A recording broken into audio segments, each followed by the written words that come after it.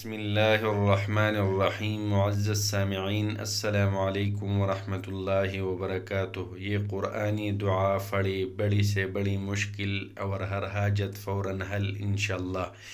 لا الہ الا انت سبحانک انی کنت من الظالمین۔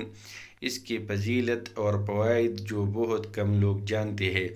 حضرت سعد بن وقاص رضی اللہ عنہ روایت کرتے ہیں کہ رسول اللہ صلی اللہ علیہ وآلہ وسلم نے فرمایا، جب کوئی بندہ مومن اپنے کسی تکلیف اور پریشانی کے موقع پر وہ دعا مانگتا ہے جو یونس علیہ السلام نے مچھلی کے پیٹ میں مانگی تھی، تو اسے ضرور شرف قبولیت حاصل ہوتا ہے۔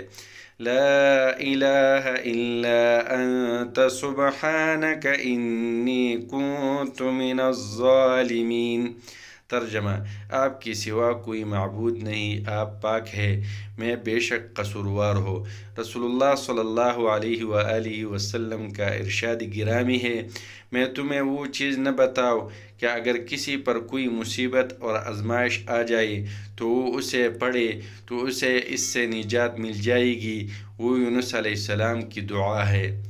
صحیح حدیث میں ہے کہ جو مسلمان بندہ کسی بھی مقصد کے لیے اس کے ساتھ دعا کرے گا تو اس کی دعا قبول ہوگی۔